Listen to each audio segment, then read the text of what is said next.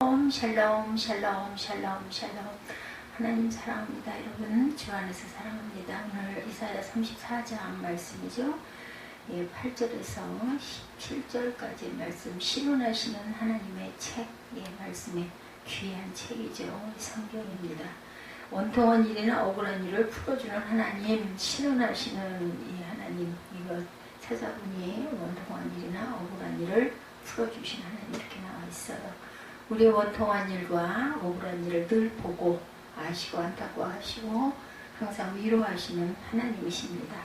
하나님께서는 이스라엘 백성이 하나님만이 아니시죠. 하나님은 만유를 지으신 창조주이시기 때문에 모든 인류의 하나님, 악한 자까지도 다시 고쳐져서 되돌아오기를 기다리고 바라보시는 하나님. 그러므로 모든 열방이 하나님의 법에 어긋나게 행동했을 때 하나님께서 그들을 다스리시고 심판하십니다. 한편 하나님의 택하신 백성은 그들이 어디로 가려 하든 끝내는 하나님께로 돌아오죠. 하나님의 은혜를 베푸시기 때문에 돌아오도록 하십니다. 크신 진노가 있었어요. 모든 것들이 전체 나라에 임합니다. 하나님께서 첫 인간의 아담과 하와를 지으셨죠. 그 두 사람이 아이를 낳아서 인류가 시작되었어요. 다른 말로 하면 모든 인간은 아담의 후예들이다. 그들이 모여 나라를 이루었어요. 그러면 흩어져서 각각 그들이 살만한 땅을 선택한 후에 성읍을 짓고 민족을 이루며 나라를 각각 세워갑니다. 이 지구 위에 있는 모든 나라가 하나님의 창조에 위에 있게 된 사람들이 세운 나라이기 때문에 그들이 하나님의 섭리와 심판 아래에 있는 것은 부인할 여지가 없어요. 모든 나라를 다스리시는 하나님, 열왕기상 4장 21절입니다. 솔로몬이 그 강에서부터 블레셋 사람의 땅에 이르기까지 애굽 지경에 미치기까지 모든 나라를 다스림으로 솔로몬이 사는 동안에 그 나라들이 조공을 바쳐 섬겼더라. 모든 나라를 멸하셨습니다. 이 여러 왕들의 시대에 하늘의 하나님이 한 나라를 세우시리니 이것은 영원히 망하지도 아니할 것이고 그 국권이 다른 백성이라 돌아가지 아니할 것이요 도리어 그 모든 나라를 척선 멸망시키고 영원히 설 것이라.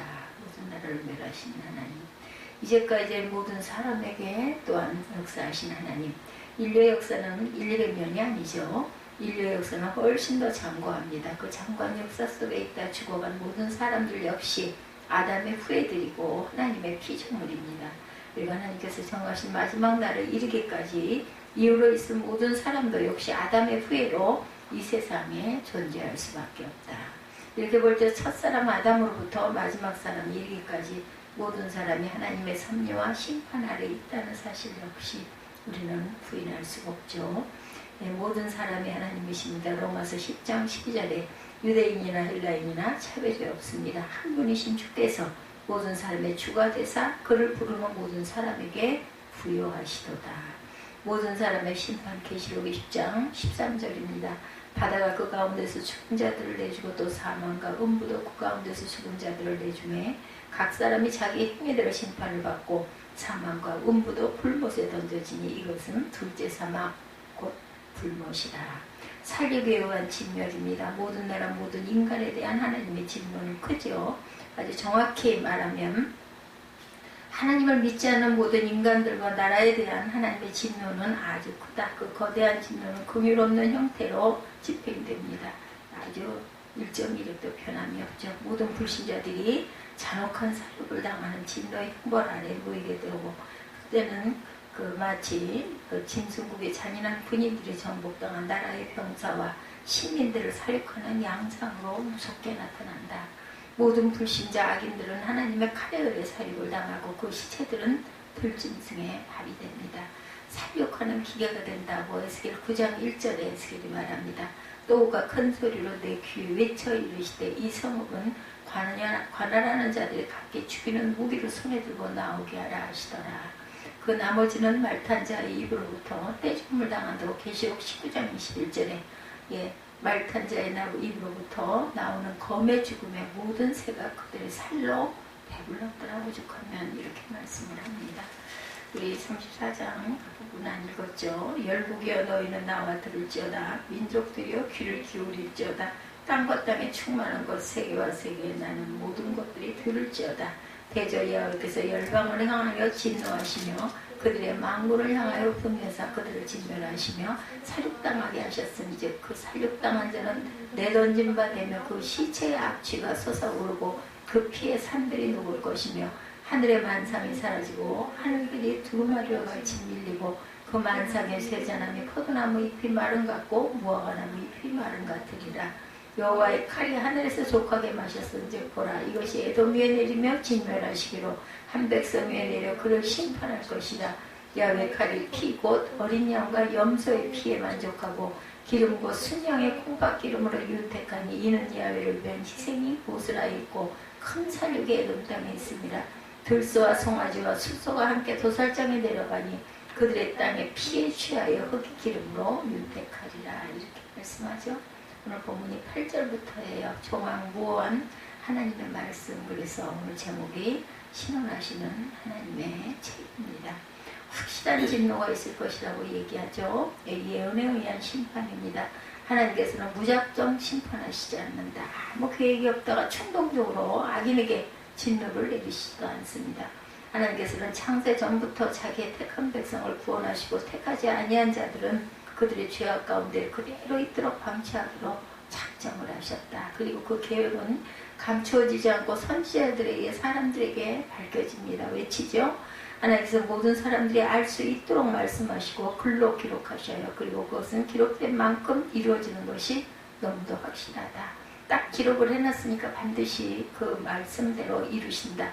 예, 물심판이 있었어요. 그죠? 창세기 6장 13절입니다. 하나님이 노아에게 이르시되 모든 혈육 있는 자의 포악함이 땅에 가득함으로 그 끝날에 내 앞에 이르렀으니 내가 그들을 땅과 함께 멸하리라.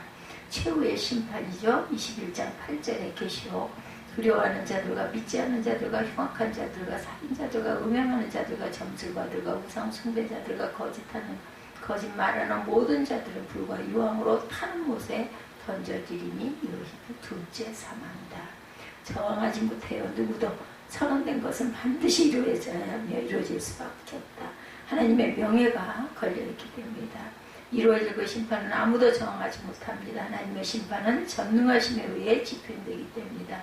하나님께서 칼을 빼서 악인을 치실 때 제어할 자가 없고 불로 태우실 때 그 불에 항거할 자가 없습니다. 오직 악인들은 그 절대 심판 앞에서 두려워하며 당할 수밖에 없다. 계시록의 기록에 보면 실제로 그때 악인들은 산과 바위 뒤에 숨겨서 오히려 죽음을 원하죠. 오죽이나 죽겠으며 차라리 죽고 싶다 하는 거예요. 계시록 6장 12절에서 17절입니다. 내가 보니 여섯째 인을 떼실 때 큰 지진이 나며 해가 검은 털로 짠 상복같이 검어지고 달은 온통 피같이 되며 하늘의 별들이 무화과 나무가 태풍에 흔들리며 설익은 열매가 떨어지는 것까지 땅에 떨어지며 하늘은 두루마리가 말리는 것 같이 떠나가고 각 산과 섬이 제자리에 옮겨지며 땅의 임금들과 왕족들과 장군들과 부처들과 강한 자들과 모든 종과 자유인이 굴과 산들의 바위 틈에 숨어 산들과 바위에게 말하되 우리 위에 떨어져 보좌에 앉으신 이의 얼굴에서와 그 어린 양의 진노에서 우리를 가리라. 그들의 진노에 큰 날이 이르렀으니 누가 능히 서리오 하더라. 대적할 자가 없습니다. 그들의 진노에 큰 날이 이르렀으니 누가 능히 서겠느냐. 막아줄 자가 없다고 얘기합니다. 하나님의 진노가 집행될 때 악인들 스스로 그 진노를 막지 못하는 것이 아니고 사단조차도 그 진노를 막아주지를 못한다. 이 세계와 무신에 있는 어떤 존재도 전능하신 하나님의 심판의 불길을 막아줄 수가 없다. 오히려 모든 악의 세력들도 악인들과 함께 진노의 형벌을 받아 멸망에 이른다. 결론으로 말하면 하나님의 진노에서 벗어날 악인이나 악한 세력이 없고 남을 벗어나게 해줄 자도 또한 없습니다. 오직 하나님을 떠난 것들은 하나님의 크신 진노에 반드시 멸망에 이를 것이다. 짐승의 멸망에 대해서 계시록 19장 20절에 짐승이 잡히고 그 앞에서 표적을 행하던 거짓 선지자도 함께 잡혔으니 이는 짐승의 표를 받고 그의 우상에게 경배하던 자들을 표적으로 미혹하던 자라. 이들이 산채로 유황불 붙는 모래에 던져졌다. 사단의 멸망에 대해서 계시록 20장 10절입니다. 또 그들은 미혹하는 마귀가 불과 유황못에 던져지니 거기는 그 짐승과 거짓 선지자도 있어 세세토록 밤낮 괴로움을 받으리라. 성도의 회복과 견고함입니다. 회복의 뜻. 아담은 하나님의 명령을 어기고 하나님을 같이 되고자 선악과를 먹었어요. 그것은 타락의 지름길이죠. 하나님으로부터 떠나 죄의 길에 들어선 것이며 멸망의 길에 섰어요. 그의 모든 후손들도 그 동일한 처지에 놓이게 됩니다. 회복이란 그 죄와 멸망의 길에서 건짐을 받아서 의와 생명의 길에 다시 서게 되는 것을 말하죠. 더 나아가 의와 생명의 땅에 영원히 거하게 되는 것을 의미합니다. 택함을 입은 자들은 악인들과 달리 은혜를 입죠. 회복될 낙원 에스겔 47장 9절에 강물이 이르는 곳마다 번성하는 모든 생물이 살고 또 고기가 심히 많으리니 이 물이 흘러 들어가므로 바닷물이 되살아나겠고 이 강이 흐르는 각처의 모든 것이 살 것이며, 영생에 대해서 요한복음 10장 28절에 말씀하죠. 내가 그들에게 영생을 주노니 영원히 멸망하지 아니할 것이요 또 그들은 내 손에서 빼앗을 자가 없으리라. 이스라엘의 회복이 아담의 모든 후손들의 회복을 받은 것은 아니죠. 오직 그 후손들 가운데 일부만이 회복의 은혜를 받습니다. 그 일부가 바로 하나님의 기쁘신 뜻에 의해 선택받은 사람들이다. 이 선택받은 사람들의 집단을 성령은 이스라엘이라고 명명합니다. 오늘날의 식으로 말하면 성도, 이스라엘은 성도를 가리키는 거죠. 하나님의 이 사람들을 회복시키시기로 작정하셨기 때문이다. 남은 자의 구원입니다. 로마서 9장 27절에 또 이사야가 이스라엘에 관하여 외치되 이스라엘 자손들의 수가 비록 바다의 모래 같을지라도 남은 자만 구원을 받으리라. 주께서 땅 위에 그 말씀을 이루고 속히 시행하시라 하셨느니라. 영광의 회복이 나훔 2장 2절에 증거합니다. 야훼께서 야곱의 영광을 회복하시되 이스라엘의 영광 같게 하시나니 이는 약탈자들이 약탈하였고 그들의 포도나무 가지를 없이 하였습니다. 영원한 거주가 일어나죠. 아브라함의 혈통적 후예들은 가나안 땅에서 영원히 거주하지 못했어요. 그들은 그 나라를 빼앗겼죠. 다시 회복했다고는 하나 온전한 안식처가 되지 못하고 있습니다. 그러나 아브라함의 영적 후예들, 곧 하나님의 자녀들은 그리스도 안에서 안식을 누리고 있습니다. 그리고 그리스도가 다시 오시는 날 하나님이 예비하신 새하늘과 새 땅에서 영원히 거할 것이다. 그곳에서 다시 고통과 눈물과 범죄함이 없이 끝없는 평강과 안식과 풍요를 누릴 것이다. 영원히 거합니다. 시편 61편 4절에 내가 영원히 주의 장막에 머물며 내가 주의 날개 아래로 피하리로다. 영원한 고주에 대해서 요한 1서 2장 17절 이 세상도 정욕도 지나가되 오직 하나님의 뜻을 행하는 자는 영원히 거하느니라. 풍속복음을 물어나고 하나님을 경외하지 않고 그를 섬기지 않는 자는 누구든지 멸망의 심판을 면하지 못하죠. 이 말씀은 확실한 말씀입니다. 그렇지만 하나님의 경외하고 그를 섬기도록 부름받은 그 사람들은 심판을 면하고 생명과 평강과 풍요에 이르게 된다. 만일 아직 경외와 섬김에 이르지 못했다고 속히 돌이키고 이르렀다면 하나님께 감사해야 되겠죠. 원통한 일이나 억울한 일을 늘 풀어주시는 신원하는 하나님이 계시기 때문입니다.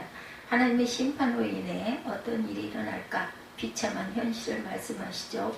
8절에 하나님께서 심판하신 날이 어떤 의미를 가지는 날인지 말씀하고 있습니다. 8절에 보니 이것은 야훼께서 보복하시는 날 시온의 성사를 위하여 신원하시는 해라. 하나님께서 그 대적에게 보복하는 날이고 그의 언약 백성들의 원수를 갚아주는 날. 보복, 좋지 않은 보복의 개념이 아니고 하나님께서 공의를 드러내심을 의미합니다. 하나님의 백성들에게는 이 땅에서 하나님을 섬기면서 받았던 부당한 고난에 대해서 해결을 받는 날이다. 하나님을 섬기면서 받았던 부당한 고난, 하나님께서 심판을 행하신 결과는 한마디로 황무지가 되는 것이다. 9절에 10절 소돔과 고모라를 연상하도록 말씀하고 있죠. 9절과 10절 에돔의 시내들은 변화의 역청이 되고 티끌은 유황이 되고 그 땅은 불붙는 역청이 되며 낮에나 밤에나 꺼지지 아니하고 연기가 끊임없이 떠오를 것이며 세세에 황무하여 그리로 지나갈 자가 영원히 없겠고 당화새와 고슴도치가 그 땅을 차지하며 부엉이와 까마귀가 거기에 살 것이라. 야훼께서 그 위에 혼란의 줄과 공허의 줄에 추를 들이울 것인즉 그들이 국가를 이으려하여 귀인들을 부리되 아무도 없겠고 모든 방법도 없게 될 것이요 그 궁궐에는 가시나무가 나며 견고한 성에는 은공기와 세품이 자라서 승냥이의 굴과 타조의 처소가 될 것이니 들짐승이 이와 만나며 순염수가 그 동료를 부리며 올빼미가 거기에 살면서 쉬는 처소로 삼으며 부엉이가 거기에 깃들이고 알을 낳아 까서 그 그늘에 모으며 솔개들도 각각 제 짝과 함께 거기에 모이리라. 짐승의 세계가 되네요. 네, 불과 유혹으로 소돔과 고모라가 하나님의 심판을 받고 역사 속에서 멸망했어요. 이 세상 나라도 그런 심판을 받게 될 것이다. 보복은 좋지 않은 보복의 개념이 아니고 하나님께서 공의를 드러내신다는 의미죠. 하나님의 백성들에게는 이 땅에서 하나님을 섬기면서 받았던 부당한 고난에 대한 해결을 받게 된다는 겁니다. 요한계시록 14장 8절에서 11절에 이 세상을 바벨론이라고 하시면서 크고 견고한 성 바벨론은 망하게 될 것이라고 말씀하죠. 요한계시록 18장 2절과 9절에도 바벨론의 무너짐을 외칩니다. 이제 나라를 다시 세우려 해도 세우지 못할 것이다. 궁궐에는 가시나무가 나고 견고한 성에는 엉겅퀴와 새품이 자라서 승냥이와 굴과 타조의 처소가 될 것이다. 들짐승들이 거하는 처소가 되어버립니다. 11절과 13절과 15절이죠. 하나님의 심판이 철저하게 이렇게 이루어질 것이다. 하나님의 백성들 어떤 삶을 살아야 할까? 이 세상과 동행하는 길을 걸어서는 안 된다. 로마서 12장 19절에서 21절에 친히 원수를 갚지 말라고 하시죠. 하나님께서 그 공의로 원수를 갚아주실 것이다. 그리고 오히려 선을 행하는 삶을 살아내라고 말씀합니다.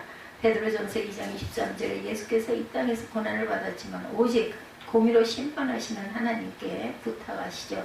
모든 것을 맡기십니다. 우리 역시 주님의 발자취를 따라서 주님 앞에 우리의 모든 짐을 내려놓을 줄 알아야 되겠다. 주님께서 반드시 이 세상에 오셔서 심판을 행하시죠. 어떤 사람은 주님의 약속이 더디다고 생각할 수가 있습니다. 그것은 주님의 약속이 더딘 것이 아니라 오히려 참으셔서 아무도 멸망하지 않고 회개하기를 원하시는 주님의 뜻 기다리시는 하나님. 베드로후서 3장 9절과 10절에 증거합니다.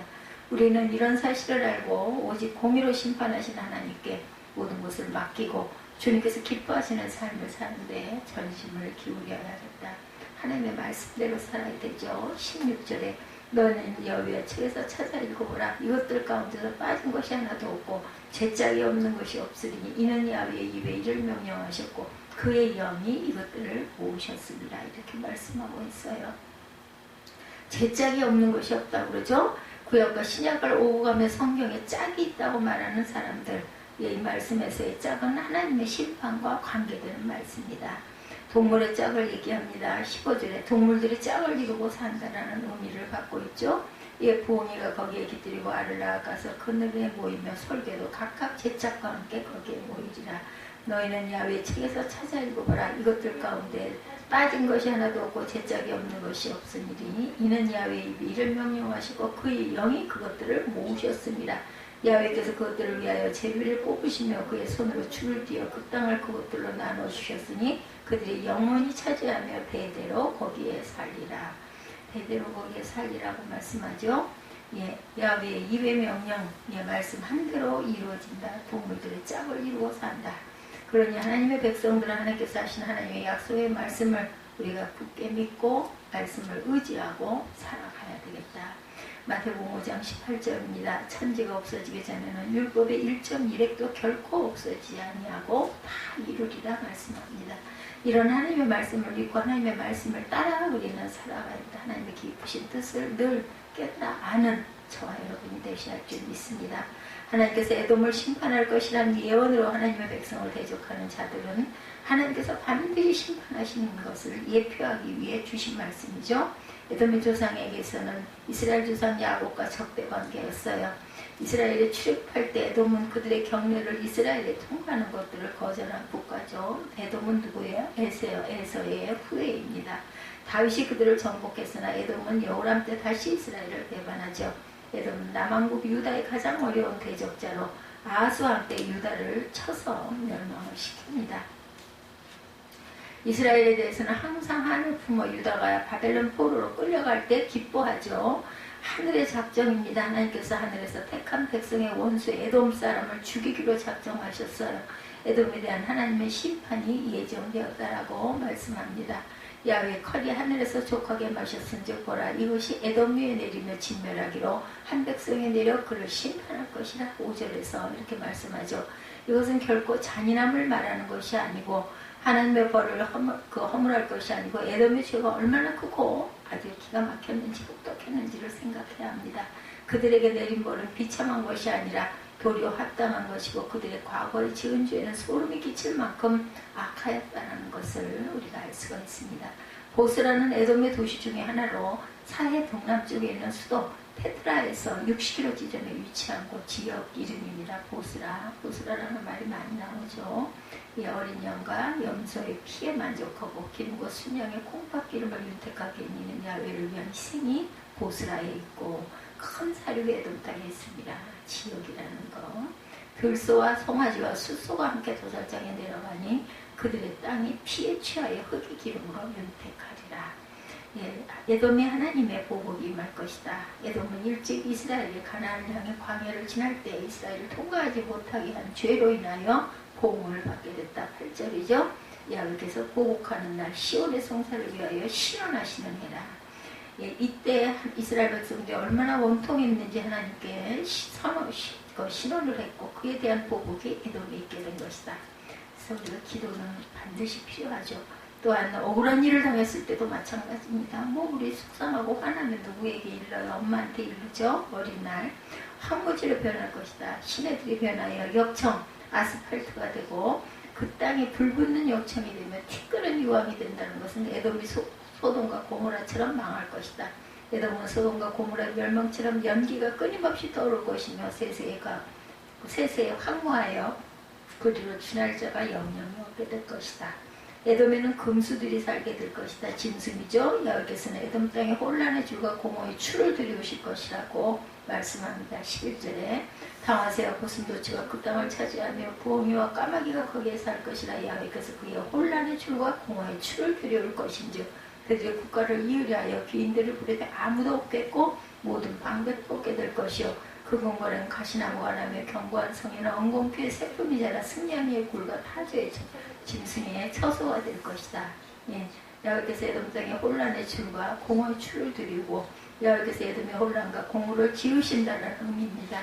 에돔은 당하세, 펠리컨 그 사다세 새 이름이죠. 부리가 45cm로 그렇게 크다고 합니다. 고슴도치 그리고 부엉이와 까마귀같이 습지요 허젓한 지역에 나타난 동물이 들끓게 되고 짐승들의 거처가 될 것이다. 에돔의 이에터는 부엉이의 소리의 거처가 되고 황무한 땅이 되고 말았어요. 국가 제거를 이끌 왕도 방백도 없다. 국가의 지도자가 없는 것은 큰 저주입니다. 궁궐에는 가시나무가 무성하고 견고했던 성에는 엉겅퀴와 새품, 억새풀이 무성해서 시랑, 여우 종류죠. 시랑과 타조 이렇게 창에 나오죠. 거처가 됩니다. 아모스 선지자도 보스라의 궁궐에 불러 파멸할 것을 이미 예언한 바가 있죠. 아모스 1장 12절에 야훼 말씀대로 모든 것은 이루어지리라. 위에 언급한 동물들이 반드시 에돔 땅을 점령할 것이라 했고 이사야를 통해서 주신 이 말씀은 결국 그대로 이루어지죠.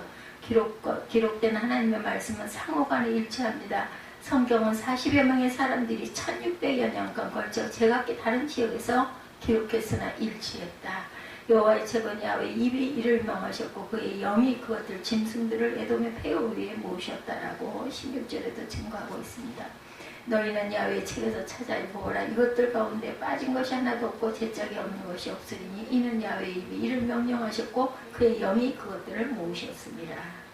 예, 이것들 가운데 빠진 것도 하나도 없고 그 예언에는 빠진 것도 없고 그대로 이루셨다. 제짝이 없는 것이 없다. 그 이유는 놀랍게도 하나님 말씀이 전부 짝이 있도록 계시가 되었다는 거죠. 사람이 이렇게 하면 그 1600여 년 동안 어떻게 똑같은 말들이 그대로 기록이 되겠습니까?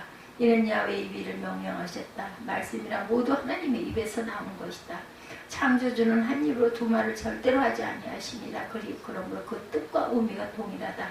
이사야는 자신의 예언이 하나님의 입에서 나온 계시의 말씀이기 때문에 당연히 하나님의 말씀과 같은 맥락이라고 믿고 있는 거죠. 그러므로 짝을 찾아 서로 대조하고 비교하면서 더 깊은 의미를 파악하는 것이 묵상의 방법이다. 그의 영이 그것들을 모으셨습니다. 하나님의 말씀은 성령의 감동으로 기록이 되고 있다고 말하고 있죠. 창조주 하나님의 말씀이란 피조물이 쉽게 이해할 수 있는 말씀이 아닙니다. 그 창조의 신비가 놀랍고 그 역사 섭리가 오묘하기 때문이다. 로마서 11장 33절에 증거합니다. 그와 같은 고차원의 말씀을 어떻게 사람들이 알아들을 수 있도록 말하고 기록할 수가 있었을까? 인간의 지식과 지혜로서 그렇게 할 수가 없죠. 따라서 전적으로 성령의 감동으로 선지자들이 온전히 그 영이 사로잡혀서 단지 손과 입의 도구적인 역할만 수행하고 있는 것이다. 자기 마음대로 쓴 게 아니라 주신 대로 그대로 기록만 했다. 따라서 성경 공부와 묵상의 방법도 그러하다. 전적으로 성령의 감동 가운데 그 영에 사로잡혀서 깊은 하나님의 말씀의 세계로 들어가야 한다. 그랬을 때 하나님께서 각별한 깨달음을 주시죠. 영적인 지혜가 주어지면 자신의 인간적인 지식과 지혜가 그 앞에서 새로워지고 더 높은 차원으로 이동되는 것을 경험하게 됩니다. 말씀의 묵상과 깨달음의 은혜를 직접 체험하시는 저와 여러분들 되시기를 축복합니다. 17절에도 보면 야훼께서 그것들을 위하여 제비를 뽑으시며 그의 손으로 줄을 띄어 그 땅을 그것들에게 나누어 주셨으니 그들의 영혼이 차지하며 대대로 거기에 살리라. 그것들을 위해 제비를 뽑으시고 그의 손에 줄을 띄었다 이렇게 말씀하고 계셔요. 이것은 하나님께서 가나안 땅을 이스라엘 백성들에게 분깃으로 나눠주실 때 하신 방법이었죠. 하나님께서 이 방법으로 에돔 땅을 들짐승과 새들에게 나눠주겠다고 말씀합니다. 하나님의 진노의 나라 하나님의 원수들은 이렇게 망할 것입니다. 하나님을 대적하고 하나님의 백성을 대적하는 사람은 반드시 심판을 받는다. 하나님의 원수들은 예언대로 망한다. 심판 내래 교회의 원수들이 망할 것이며 그 표본이 바로 에돔입니다. 기록된 하나님의 말씀은 반드시 이루어진다는 것. 성경은 하나님의 책이에요. 우리는 성경을 곧 하나님의 말씀인 줄로 알고 예언이 성취될 것을 믿어야 할 것이죠.